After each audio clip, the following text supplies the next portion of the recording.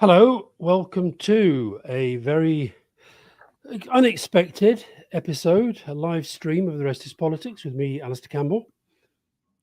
And me, Rory Stewart, and we're both straight back off a plane. We were in Syria yesterday, then in Beirut, and we're just back. And while we were on the plane, in fact, the White House tweeted out, "The US will take over the Gaza Strip, and we will do a job with it too," President Donald J. Trump, which is the reason for this podcast, to try to get into that a little bit. Shall I do a very quick attempt to summarize what Donald Trump at least is saying before we get into what it actually means for the world? On you go. So that's the first bit, this clear statement: the US will take over the Gaza Strip and we will do a job with it too, which was from his standing up press conference with Netanyahu. And then there were a series of other comments that he made. Benjamin Netanyahu is, of course, visiting the United States at the moment. He said the US would own Gaza, be responsible for dismantling all of the dangerous unexploded bombs and other weapons on the site, level the site, get rid of the destroyed building, and level it out. And then he suggests very clearly that the people who currently live there, those are Palestinians, whose territory it is, whose country it is, being relocated to Jordan and Egypt. Initially, it looked like this might be, if people were being optimistic, a temporary relocation, so that he was going to move them out while he rebuilt Gaza and they would come back. But on being pushed further on that, that doesn't seem to be the idea anymore. He said, "I envisage the people living there, the world's people. I think the entire world, representatives from all over the world will be there. Palestinians also will live there. Many people will live there." And on the US's relation to this territory, he said he saw, in inverted commas, a long-term ownership position. Right. I'm going to stop there. Can we just before we get any further into what this might mean in the real world outside Trump's head, I think we've become so used to Donald Trump in just a few short weeks that we forget about just how these things are supposed to happen. So we just take a step back for a second. What would normally go into a US president making a new announcement on a very radical new plan for Gaza? Well, the thing about this one is that it is a pretty much a reversal or a total upending of what has been the United States approach to Israel, Palestine since the creation of Israel in 1948, with varying degrees of success and enthusiasm. Most American presidents have sort of taken on the responsibility of trying to lead towards some sort of settlement which allows Israelis and Palestinians to live alongside each other. And Trump has essentially come along with this and said, no, we don't believe in that at all. What we believe is in turning the Gaza Strip into a kind of beachfront development that probably will be run by Jared Kushner. And if you think back, let's just think back a bit. Trump's first term at this stage, I just checked, at this stage of Trump's first term presidency, we'd got through the row about the size of the inauguration crowds.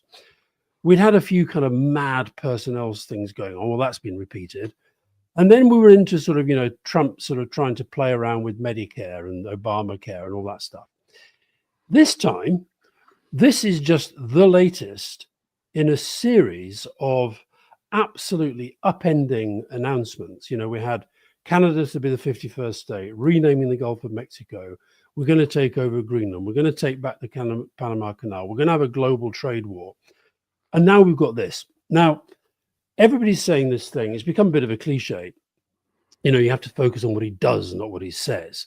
But what he says is a signal. You talked about inside Trump's head. That's where a lot of this stuff is happening.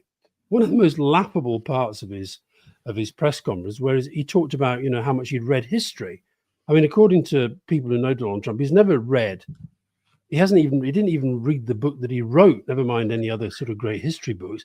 He doesn't necessarily understand this.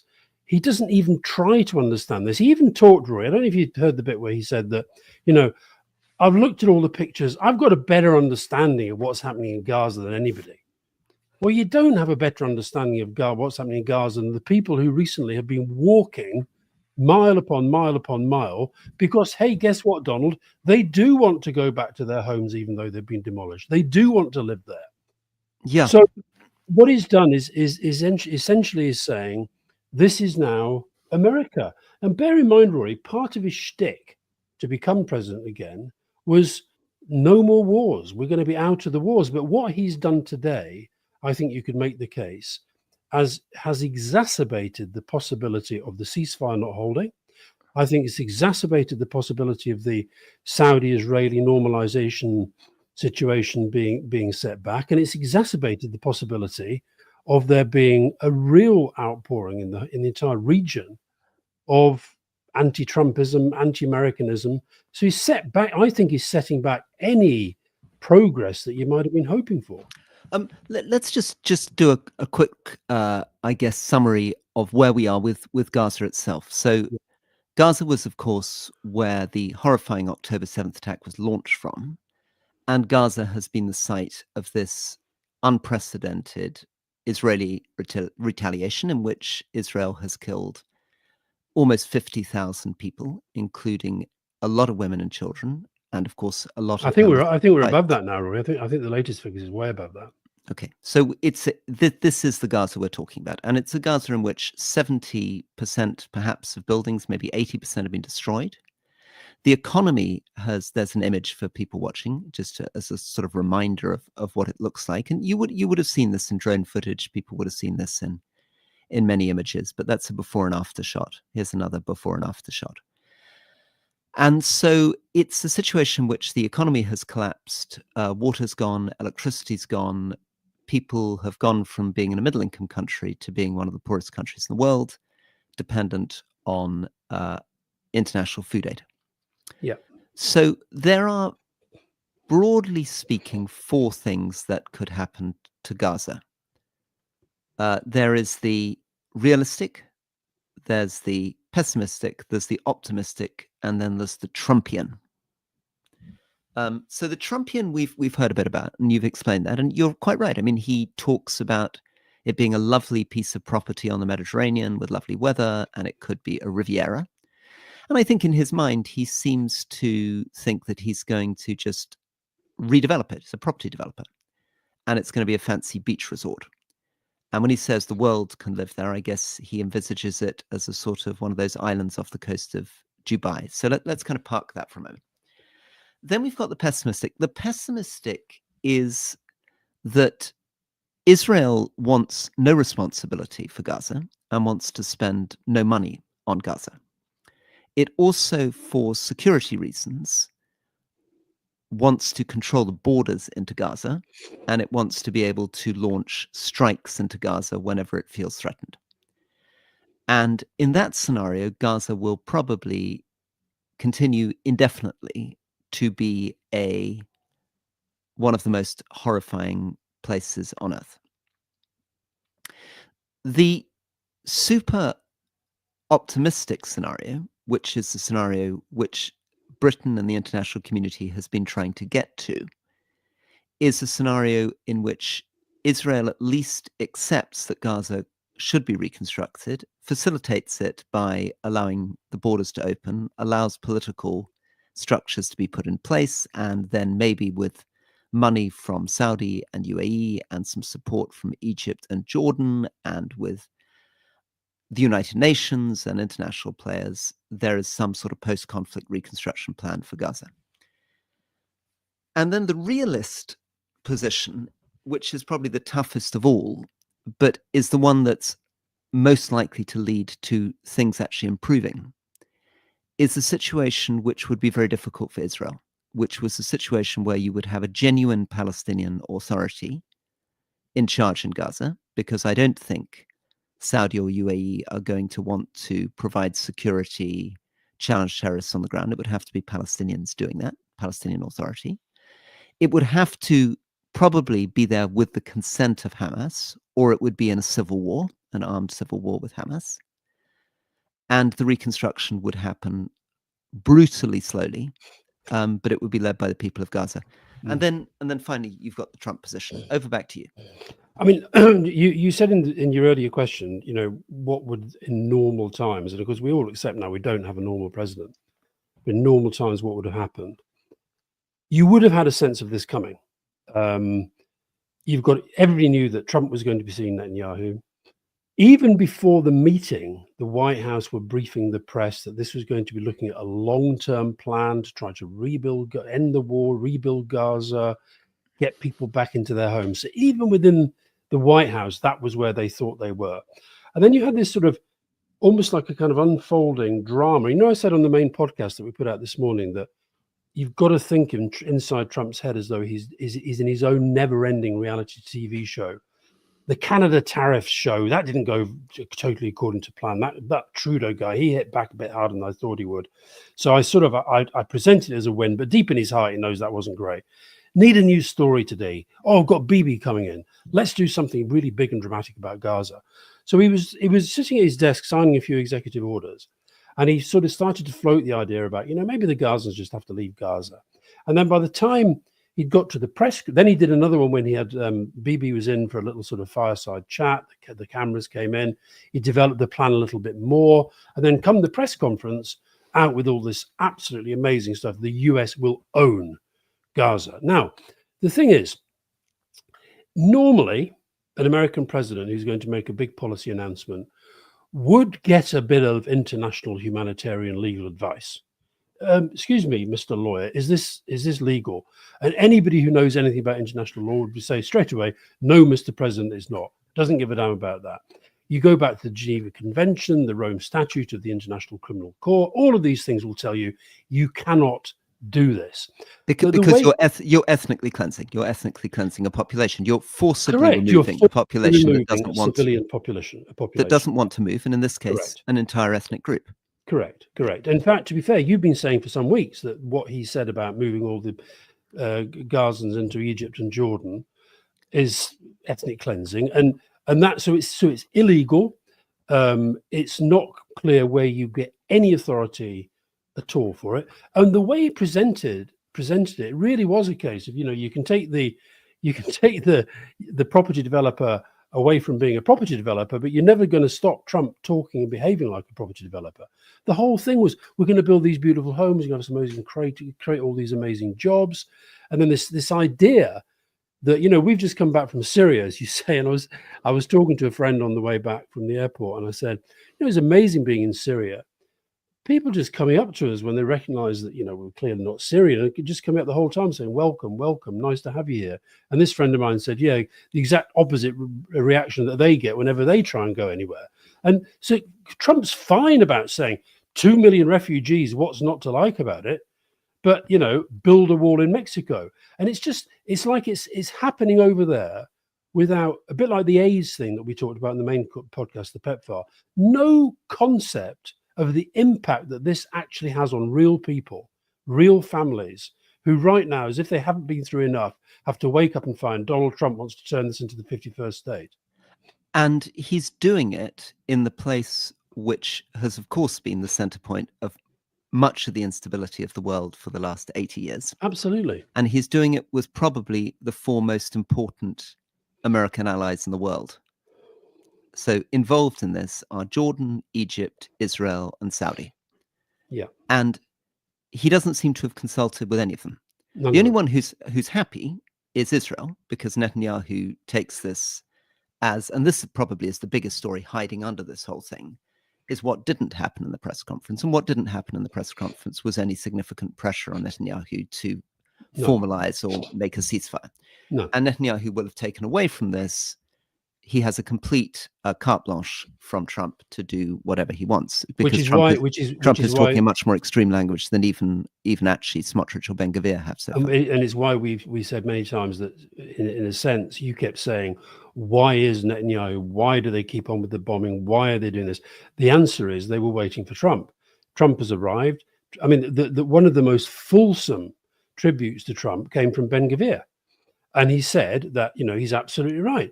The only solution to Gaza is for the Gazans to leave Gaza. Yeah, and then they can settle. And this, of course, is what Smotrich has been quite explicit about in the West Bank as well, where he has, he refers to the West Bank as Judea and Samaria, and he says that the Palestinians who live in the West Bank either submit or leave or will be killed. So, as does the new American ambassador.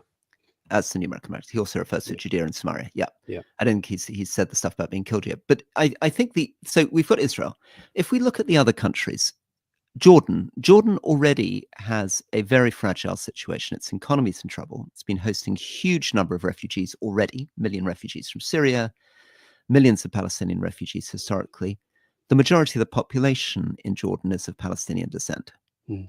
If Jordan were to take another million refugees, it would totally upset not just the Jordanian economy, but it would mean that Jordan was living with an overwhelming majority of its population being Palestinian, and those Palestinians would be so angry with the Hashemite monarchy that Jordan would become seriously politically unstable. So it's not an option for Jordan.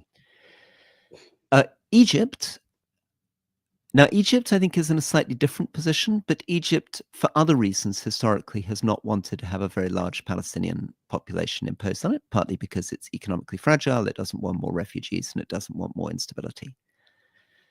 Saudi, again, can't really countenance this. I mean, Saudi wants still, despite the unreliability of Trump and the way he behaves, a defense deal with the US. They still somehow think it's worth trying to push for some kind of security guarantees out of the United States. But they can't sign up to something of this sort. What they will probably do, and what UAE will probably do, is not say a great deal that explicitly. You'll get some strong statements from ambassadors, but yeah. Well, the Saudi government was amongst the first to respond and basically said, we unequivocally reject this proposal, and frankly, practically everybody has. Russia, China, the UK, fairly sort of moderate language, but right around the world, people are basically saying, "What on earth are you talking about?" And then I guess the final bit, which is at the center of the whole thing, of course, the people of Gaza themselves. And the people of Gaza themselves will not want to move. I mean, now Trump's idea seems to be that you could build them lovely accommodation somewhere else. I notice he's not offering his own country, but in someone else's country. And that you'd give them money and they'd think, this is great, I'm going to get some lovely money and I'm going to get a new house somewhere else. And there are many reasons why they wouldn't do that. One of them is, of course, they wouldn't believe it for a moment. Right? You're not going to leave your home believing you're going to be given a large lump of cash. And who's giving you the large lump of cash? Sure as eggs is eggs. Donald Trump, who's just shut down USAID, is not proposing to write big checks. He also was very explicit. Other than a bit like the Mexicans will pay for the wall, other countries will pay for this. And on the point about accommodation, Roy, you and I yesterday driving back from Damascus to Beirut, we went through the Bekaa Valley, and mile upon mile of refugee camps, which however you think, I'd never done it in daylight before, and just these, it's literally just grey. You couldn't even call it tents. It was grey canvas. And as you said, there are children in their teens who have lived in places like that forever. So Trump will try and give the idea that we're going to give them a nice little condo and they're going to have nice little places to stay. This is just a sort of big, bold idea that gets the world talking, which is what he loves. And he doesn't know where it's going to go. He doesn't necessarily care where it's going to go. But it's him dominating the space, dominating the airwaves, and just getting everybody else to react. So here's a weird thing. So Ben Shapiro, who is somebody I know who does a podcast in the US, very big podcast, very big right-wing podcaster, says undoubtedly the most extraordinary and unexpected element of Trump's first term was his remaking the Middle East a Nobel Prize-worthy accomplishment by thinking outside the box, recognizing actual hard realities and ignoring the conventional idiocy of the blob. He's doing the same now with Gaza. This vision is absolutely transformative. And then this is the key. You talked about the leader principle, where whatever the leader says, it's right. And this is where Ben Shapiro articulates this. He says, whether this is his final vision of the region, number one, two, a negotiating tactic to achieve better deals, or three, something else, there's no doubt that Trump's creative thinking is breaking the mold and changing things. Let Donald J. Trump cook. So it's I'm struggling for the literary analogy with this, but it's very much what when we were talking in Switzerland to the former Speaker of the House, Kevin McCarthy. Whenever Mm. you call him out on one of Trump's statements, he says, "He's a businessman. It's a negotiating tactic. Maybe he's just saying he wants to take ownership of Gaza and drive out the population. But in fact, what he's doing is he's saying it to pressure the Palestinians into a two-state solution." Or, Yeah. I mean, what do you make of that sort of strange language where, it doesn't matter whether he might be doing this, he might be doing that, he might be doing something else, but there's no doubt he's a genius. There's a plan. Yeah, what I think we all try to do is to make sense of stuff that actually deep in our hearts we think is probably nonsense. So he comes out with this. If you were going to do this and you genuinely wanted this to work, I do not believe for 1 second that the place to launch that is at this sort of step-by-step dribble out through the day engagement with Bibi Netanyahu.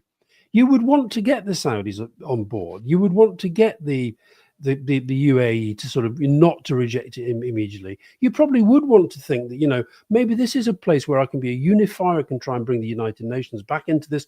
You'd have had a plan for this. This feels to me like he's just think, oh shit, we've got Bibi coming in tomorrow. We've got to think of something big.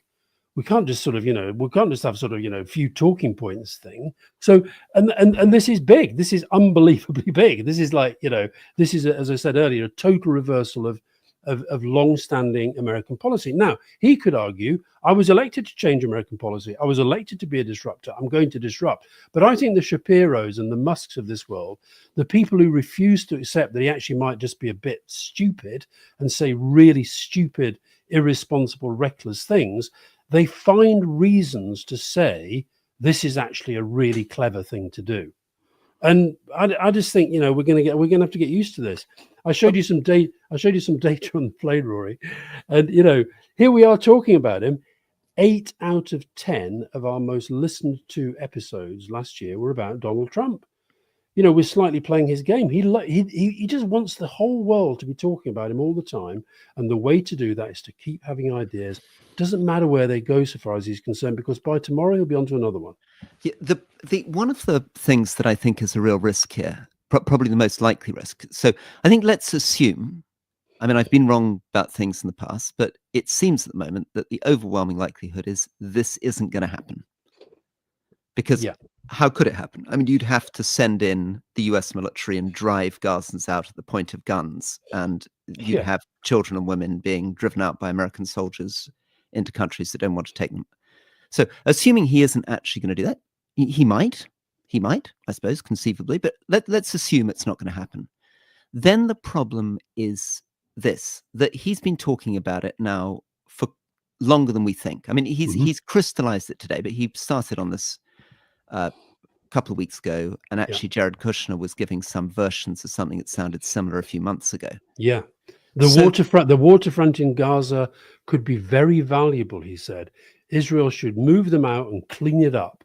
Yeah. So that's what Mr. Kushner said. So part of the problem is that if, for better or worse, Donald Trump has got this thing stuck in his head and he begins to dig in and it doesn't happen and everybody rejects it. Saudi rejects it, UAE rejects it, Jordan rejects it, Egypt rejects it, the Gazans reject it.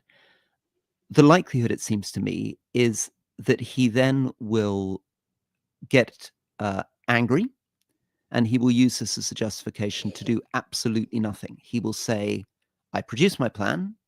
You didn't like my plan. There's now going to be no US support. There's going to be no US money. UNRWA's shutting down. Jordan's not getting any money. I mean, remember, Jordan, 40% of key parts of its security and government budget rely on the United States. Yeah. That'll be cut off. And he will use this as an excuse to do something which will make the situation in Gaza unbearable, because I'm afraid the brutal reality is that without the United States, there is no incentive really for Saudi or UAE to get involved. Their main reason to get involved is not actually that they want to help Gaza, it's they want a defense guarantee from the US.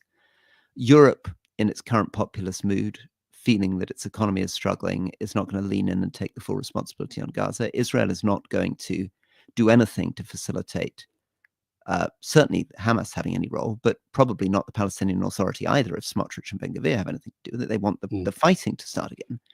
And so what we've really heard, basically, is Trump saying Gaza will remain in horror for the next 4 years. Yeah. There was a very the ambassador during his first term, a guy called David Friedman.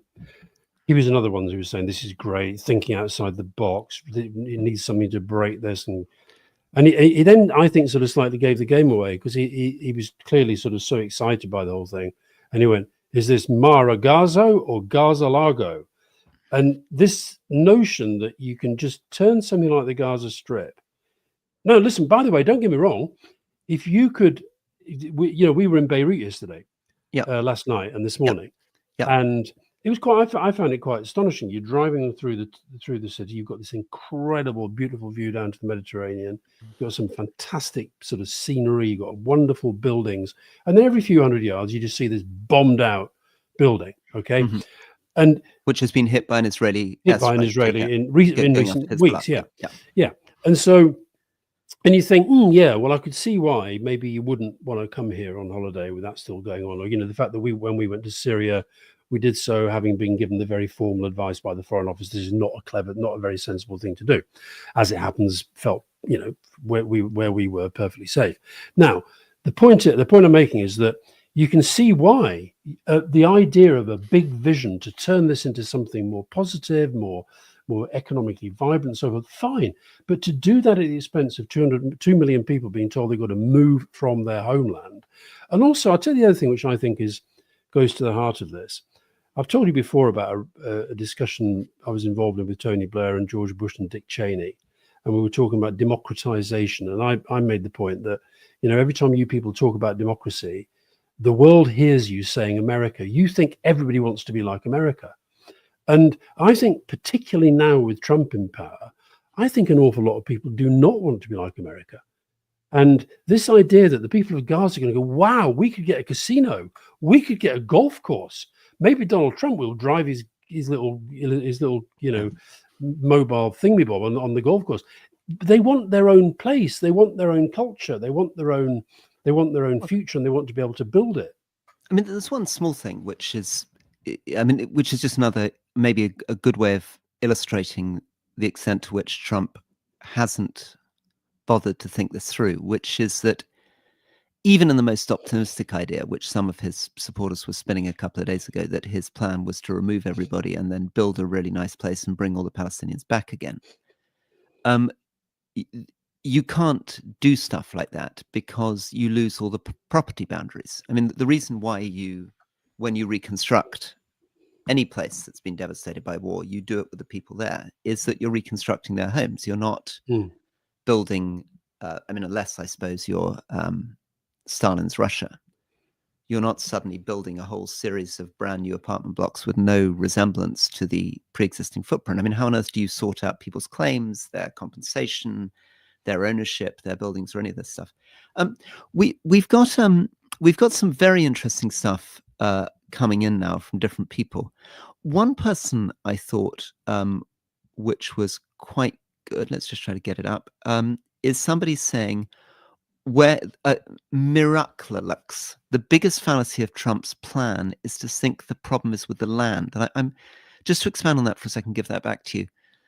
The point is that even if you moved all the Palestinians just over the border to Egypt, and then you moved Israelis into Gaza, why would that really suddenly solve Israel's security problems? You would still have some very, very angry Palestinians sitting on the edge of your new bit of Israeli territory. You're just pushing your problem a bit further up. Absolutely. There was the other thing, I think the reason why this, I suspect, will be really eating into the hearts of the Palestinians is because one of the things that kind of is, part of their mindset, part of their culture, part of their focus, and why they feel so strongly in the way they do, is that 800,000 were forced to leave their homes back in 1948 for the creation of the Israeli state. And this feels, if you suddenly have the American president coming along saying the only way now to sort of fix this is to move people out, It feels like another kind of expulsion, another rejection. And the way that he framed it, everybody I've spoken to loves the idea of the US owning that piece of land. Well, who's he spoken to? Who has he actually spoken to? Because I've got to be honest, I've read a lot of reaction to this, and apart from the kind of the total cheerleaders like Musk and the kind of some of the people we've talked about so far, virtually everybody seems to be saying this is nuts, and it's dangerously nuts. Well, I think the reason it's sort of fits in with the zeitgeist is that it's completely zeitgeist, Rory. Zeitgeist. Is it's completely abstract. It's got no the thing it doesn't. So you can sort of, as you say, imagine that if you were sitting in Mar-a-Lago and looked quickly at a picture on a screen, you would say, okay, this looks absolutely terrible, and then he says, the war's going to continue and people are having a miserable life. So wouldn't it be better if they lived somewhere else and we cleared all this and made some nice new buildings? And he can probably develop that a bit more. And if you really wanted to play out the Trump position, you could say, well, actually, Gaza doesn't have the complicated religious claims that Jerusalem has, for example. It's a very, very interesting bit of territory with a strong history, but it's not bound up in the same way that it's not part of the historic state of Israel, and it's not where the prophet's Dome of the Rock was located or any of this stuff, right? The problem is that it's just not listening to anyone talking about any real people. The heart of it is he's not asking himself, what do the Gazans think? What would they do? Or, we're going to move everyone to Egypt and Jordan. Would the Egyptians and Jordanians accept this? But they don't. But the Saudis are going to pay. Are the Saudis going to pay? I mean, no. And here's Wig. I'm going to come to you on this one. Does no one understand how different spouting nonsense about Israel-Gaza is compared to tariffs? So I think just to push you on that for a second, that's a good point from Wig. That yes, you're right. To some extent, it's reality TV. But it's a level of irresponsibility and recklessness going right and punching the very most sensitive thing in global politics at the moment, alienating absolutely central American allies in Egypt, Saudi, Jordan. I mean, it's a sort of move beyond tariffs, isn't it? Oh, absolutely. But, if you look at what happened in relation to tariffs, the big target were also people that actually most Americans, particularly Canada, would see as allies. They don't think they're at war with Canada. They may think they've got a problem with Mexican drug cartels and so forth. They don't think they're at war with Mexico. And likewise in the Middle East. Okay, let's give him some credit where it's due. The Abraham Accords and that sort of move towards the normalization of relations between some of the powers in the Middle East that have had such difficult relations over so many decades, that was a good thing. That was a good thing. And yet this, it seems to me, goes against that because he cannot resist the idea of having these big, bold plans where people like Shapiro, people like Musk, people like McCarthy, they will give them some kind of intellectual coherence that actually they probably don't deserve. And there was in the car on the way back from the airport, I was listening to an interview with he was the justice minister in the Palestinian Authority, and he's from Gaza. And he said something I thought really quite moving. He said, look, we've been here for thousands of years and we want to stay here. And it made me think of, things like the Highland clearances and the Irish potato famine and all of these things where bigger powers suddenly decide that you are just pawns in my game. And the game that Trump is playing at the moment is I can reshape the world. And I've got this sort of, I'm not a president, I'm an emperor. And if you're an emperor, you can, we've talked before about their obsession with Julius Caesar and this idea that, so he starts off, he's going for Canada, he's going for Mexico, he's going for Greenland, he's going for Panama, he's renaming the Gulf of Mexico the Gulf of America. And now, out of nowhere, he's going to turn part of the Middle East, not into American influence, but literally American owned. It is off the scale. And let me just finally, this final little point. Yeah. I really do hope, when we were in the States, we met some people who were, Arabs from Michigan who basically said, "Yeah, there's something about Kamala Harris I don't quite like." Well, they've now got Trump, and how's that going for Gaza right now?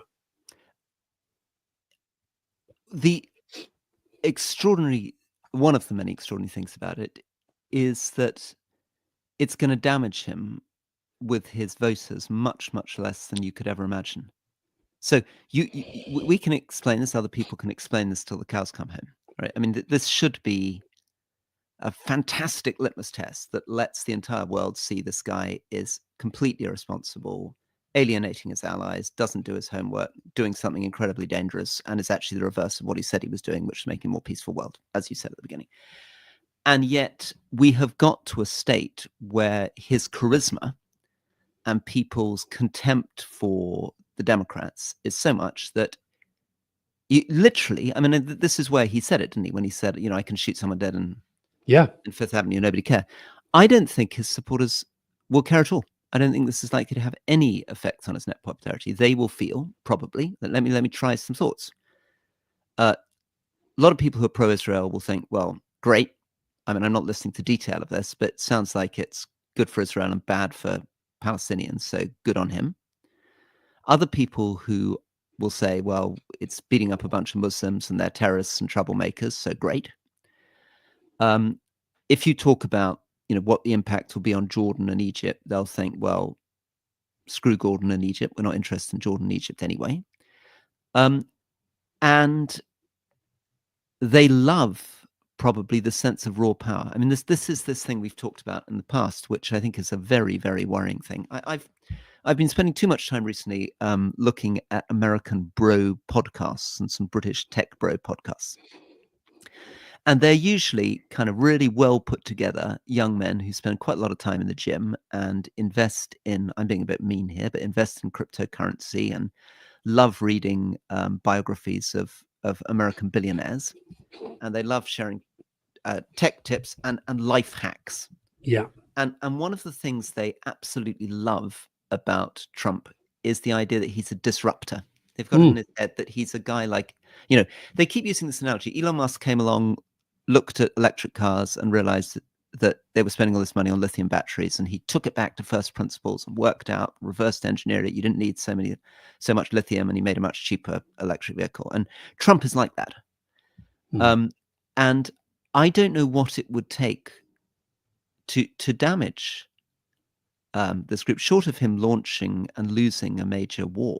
I can't actually see what he can do that can. I mean, well, yeah, Rory, but just on that, I mean, look, I've said right at the start that he's a very different Trump to the first term Trump, but ultimately he's the same person. And I don't think that much of what he does is going to work, because I don't think he sticks at things. He moves on to the next episode. He moves on to the next thing. So where there is a massive gap at the moment, there is no coherent Democrat campaigning opposition against him. You see bits and bobs of it here and there. They really are in a bit of state. We have Tommy Vita, ex-Obama guy, leading this week, and I think he accepts the Democrats really haven't got their act together. He's definitely using this first few weeks and months to really impose himself in a way that he maybe didn't first time round. Very good question here from Will Taylor, Rory. Guys, that's us. Are we going to do an emergency podcast anytime Trump opens his mouth? Don't we have an obligation to consider whether it's credible? And that's a fair point, because as I've said earlier, I do think this is partly about, Tommy Vita said that, he will always get joy out of outraging and upsetting people like us. Okay. That owning the libs thing is part of what he does. But I think if you've got the elected president literally saying, Will, that the policy of the United States now is to turn Gaza into an American-owned extension of the United States, that is worth talking about. I agree, though. My instinct is always with Musk and Trump to say, let's just hold back for a while. But I think on this one, we're right to do this. I think we have to, because I mean, I don't want to seem hysterical, but there are. I'm increasingly believe that it feels like the 1930s now. It feels like the 1930s with the way that obsequious business people and media magnates are justifying horrendous statements. It feels like the 1930s when you've got the dominant party in Austria talking about removing Austrian citizens who are not white Austrian citizens, and where the AfD appears to have people right at the core of them who are talking about basically expelling Muslims. Yeah. And where we're getting into these debates which feel very 1930s, with people saying, oh, well, if you assimilate as a Muslim, you're okay, but if you're not assimilating, you're too alien, we're going to have to remove you from the country. And I don't think it would have been appropriate in the 1930s, standing up against fascism, to say, well, we'll just ignore these people. Yeah. We don't want to give them airtime. Because the fact is, that's all very well when they're running for office. But when he is the president of the most powerful, wealthiest country on earth, with the largest military on earth, no, you can't ignore what he says. There's a question here from Ayup Noor, who I think is an Israeli. I really hope Rory and Alistair don't start talking about Ben Gvir and Smotrich like they're anomalies. 90% of Israelis support the expulsion of Arabs from Gaza. I don't know if that's true or not. This is a deeply rotten society. I mean, that is an interesting point as to whether we probably do, I think, still have a view of Israel as having a very, very sizable liberal population. However, we've seen, and we talked about this to Yuval Noah Harari and to others, we've seen Israelis who absolutely despise Netanyahu, who nonetheless do feel very threatened, do feel very motivated by a more nationalistic sense of who and what they are. There was one question which I can no longer find, but it was somebody who was saying that all this stuff, here we are, Elaine Chalice, to what extent is this pronouncement on Gaza distraction politics, diverting the world and its media from the illegality of the ongoing dismemberment of the US state by Elon Musk? This relates to the whole thing about, getting access to federal information, et cetera, et cetera, et cetera. And you've got to be careful with Trump, because that is what he's good at. What he's brilliant at is kind of playing the media, attacking the media, undermining the media, and getting them to dance to his tune. I don't mean dance to his tune, say that they think he's great, there are lots of them do, but dance to his tune in where he wants them to go, they go. We've been challenged by somebody again on the Smotrich Ben Gvir thing. So let's be clear. Smotrich Ben Gvir are very, very fringe extremists, right? They have a few percentage of the vote in Israel. Where you're absolutely right, Alistair, though, is that Israeli support for the war is very, very high and encompasses the majority of the population. And the majority of the population, a lot of polls have not favored a ceasefire. You're also right that I notice now that people are more and more reluctant to talk about Palestinians, and people are less and less interested in the idea of a two-state solution. And Netanyahu, who is a wily politician, senses that. Yep. I think many Israelis feel that it's very difficult to disentangle Hamas from Gaza, and were very shaken when the hostages were returned to see people in Hamas fatigues. And that's a problem for Netanyahu, because he promised that he'd destroyed Hamas, and they're clearly very much still there.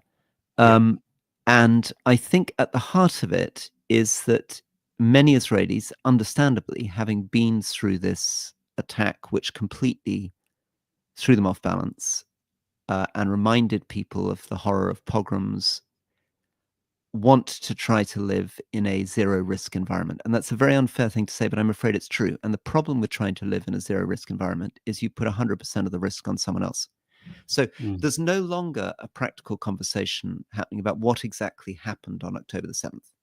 How could you have prevented it? What kind of standoff would you need? How would you prevent Hamas posing a significant security threat to Israel? The desire now is 100% security. And 100% security does not, at the moment, seem to be consistent with allowing Gaza to have its own administration and rebuild itself, because so many Israelis are concerned that if it were rebuilt, tunnels would be rebuilt, Hamas infrastructure would be rebuilt, and they would be at threat again. Yeah. There's a comment here from somebody called Lyle saying Trump understands people way better than you guys. Well, I'd say that, Lyle, he understands some people way better than we do. And he understands those Americans who put him in power way better than we do, possibly. But I think going around different parts of the world, there is this sort of massively well-organized, well-funded, very far-right campaign. I think Trump's part of it, Musk's part of it, We've got elements of it here in the UK and around Europe. But I think most decent people around the world are actually utterly revolted by Trump. And I find it sad that so many people, Rory mentioned the ones in business, but there's also people in politics right around the world who feel that because he's been re-elected, somehow they have to stop telling their own truth. And I don't think that is the way to deal with Trump. I think the way that people have stood up to this today, better than they did say over sanctions. We've got question time coming out tomorrow, Rory, and there was the question, why Canada is a member of the Commonwealth, and we've got very, very close ties. But I did you hear any of our politicians standing up and speaking up for Canada? We've got to understand this guy. We saw when we were in Davos, we were talking to some people who would sort of describe themselves as kind of geostrategic experts, and they were basically saying it's a very, very interesting question today as to whether the biggest threat to the UK comes from America or China. Now, it's weird that we might even allow that into our thinking. Yeah, I would still say no, it's China. But I just think we've got to understand we're dealing with somebody here who's not just unpredictable, but he's utterly unreliable because it's all about him. We had a challenge from E+U saying, Rory, you're wrong. Shin Bet, Mossad, the army would oppose the occupation of Gaza. That's absolutely right. Israel does not want to be an occupying power in Gaza, because that would be like what Israel did in Lebanon from 1980 to the mid-2000s. They don't want soldiers being killed. They don't want the responsibility of Gaza. They don't want the cost of trying to occupy Gaza. But on the other hand, they do not want, certainly Netanyahu's coalition, do not want a strong, successful Palestinian state running Gaza, and they don't want a situation which is almost inevitable, which is the state reaching some kind of understanding with Hamas, which have a big de facto presence on the ground. So Israel is between a rock and a hard place, and the likelihood is what they will do is not occupy Gaza, not take responsibility for reconstructing, but nor will they allow the Palestinian Authority to establish itself in Gaza. Instead, it will continue being pummeled to rubble, and there will be occasional humanitarian convoys let in, but never enough, because Israel will continue to demand that it can stop those convoys at any moment, that it worries that things are getting into Gaza that it doesn't want to get into Gaza. And it will continue. But let me, sorry, that was me replying to the challenge on the chat. Can I come back to your bigger point, though?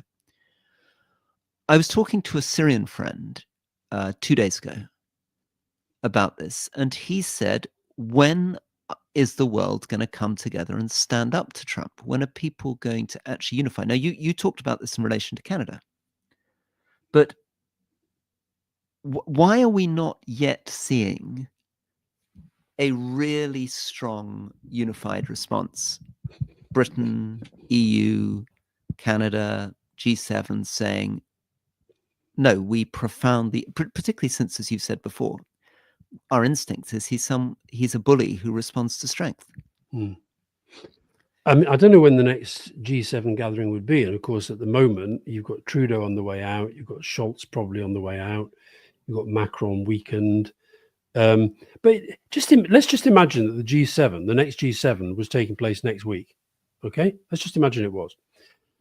You've got 7 people that have always been presented. We had the bit when it became G8 and the Russians were there, but generally these are 7 countries that have a lot to agree on. What would the G7 have said if the leaders met next week at a time when Trump is saying, hey, Trudeau, your piddling little country should just be part of mine? That you have to, or night now, if let's say there was a meeting of NATO heads of government tomorrow, what is the Prime Minister of Denmark meant to say across a table with NATO members there to Trump, who's basically saying, I can take over a huge chunk, Greenland, a huge chunk of your country? So I think we've got to stop pretending and stop kidding ourselves that we're living in normal times with a normal American president. We're dealing with somebody who, I think you're right, I think people are going to have to stand up. And this is a very good example of where it could happen.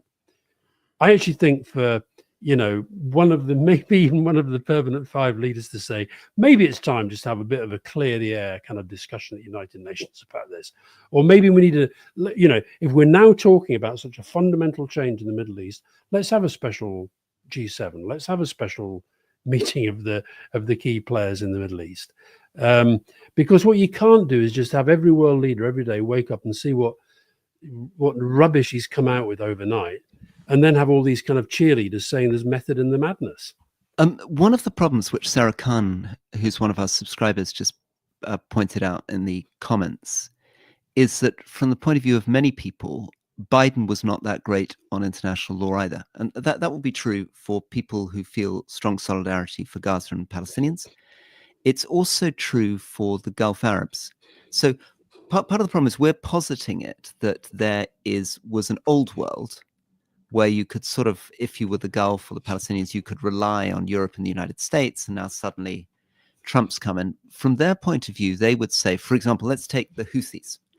So the Houthis fired rockets at Saudi, and the US did not protect Saudi, and Biden refused to declare the Houthis a terrorist group. As soon as the Houthis fired rockets at Israel, or at ships trying to get to Israel, Biden intervened and launched airstrikes against the Houthis in Yemen, right? That would be an example of people thinking there's double standards here. They will also think, well, actually, in the end, Biden caved into every Israeli demand there was. Yeah. And so one of the challenges, I guess, is for people like you and me who feel very, very strongly that Biden was much, much better than Trump, is trying to explain something which is quite difficult, which is he's much better than Trump despite all his flaws, despite all the hypocrisy. And of course, Europe is a much better ally than Trump, again, despite all its hypocrisy, despite all its history, despite all its flaws. And that's a more difficult argument than just a kind of black and white hero against villain argument.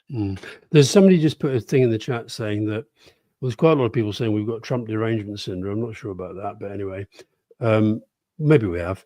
But there's somebody saying that, Biden actually did fail on this, and what he's trying to do, what Trump is trying to do, is to shake things up, because the truth is, here we go. Red Bucks, what progress between Hamas and Israel are you talking about, AC? I guess I'm talking about the ceasefire. The back and forth slaughter will continue forever unless something monumental is done. Trump is trying to shake things up. That is the sort of, the disruptive. That's the saying. He's a disruptor. He'll shake things up, see what. And there's an argument for that. You could say there's an argument for that.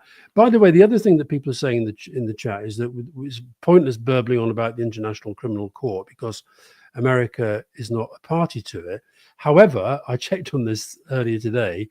Under the Rome Statute, Palestine is party to the ICC, and that means that if there are any Americans who take part in such a program inside Palestine, they would be covered by the International Criminal Court. So it's not as simple as just saying because America is not involved.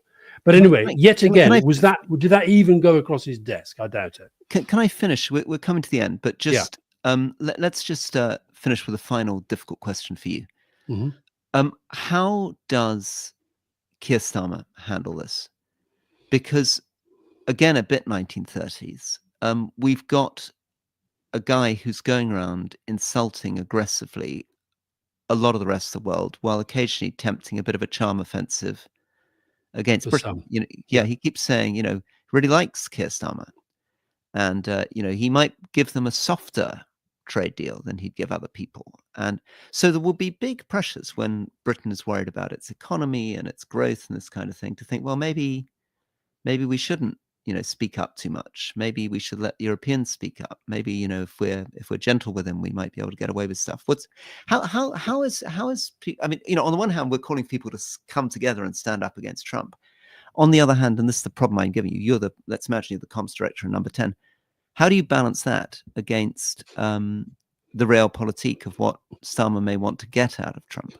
Yeah. Well, again, we talked about this briefly on the main podcast this week about how the right in particular are trying to force upon Keir Starmer this false choice between you can either be with America or you can be with Europe. You can't be with both. I think he's got to try to maintain good relations with both.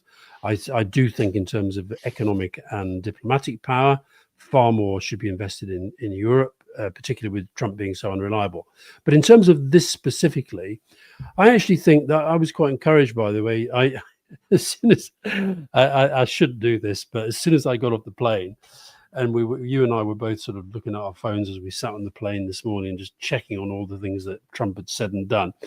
And one of the first things I did was I texted David Lammy and said, "You can't sit this out. You've got to say something about this." And anyway, by the time I got home, both Keir Starmer and David Lammy had said something, and Keir Starmer was asked about it at PMQs, and he was fairly moderate in the language, but he basically said that, you know, the Gazans want to live there.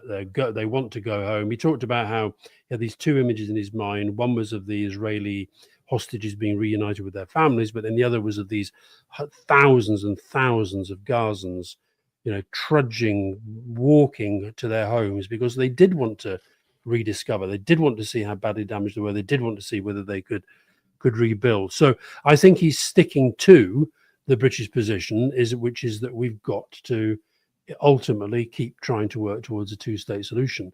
What he hasn't done is come out and said the sort of things that you and I have said, because, you know, we are no longer political players, as it were, involved in this. We're, as it were, commentating from the outside. But I think the important thing is there's got to be values and principles at the heart of this, and the values and the principles say that the British role in this should be to keep pressing and keep arguing and fighting for proper justice for the Palestinians, security for the Israelis, and work towards a two-state solution. Good. Let's finish on that, and remember that the thing that's been lost in all of this is the question of peace for Gaza and reconstruction for Gaza. He's just thrown this completely irrelevant, unworkable plan down on the table. By doing so, taken all the pressure on Israel to think seriously about what the future of Gaza could be, how reconstruction could happen, what kind of government it would have. The interests of the Palestinians being completely ignored. And the world is flailing around dealing with a US president who is, in a way that wasn't true really in his first term, is trying to set himself up, not as he claimed in his inaugural address, as an agent of peace, but as an agent of chaos. Yeah. And just to remind people, the main podcast this week is already up. We're talking about Syria, we're talking about Trump and tariffs, we're talking about Germany, we're talking about Rory and JD Vance arguing about God, we're talking about Heathrow and growth. Q&A's up overnight and tomorrow, into tomorrow, and then on Monday, the interview that Rory and I have just come back from Syria doing with the new president of Palestine, new president of Syria, Ahmed al-Sharaa, which I think you will find very, very interesting. And by the way, one of the reasons we did this emergency podcast is because plenty of our subscribers were telling us that they wanted to. So if you want to become a subscriber, go to therestispolitics.com. Thank you for listening and watching. Thank you again. Bye-bye, guys.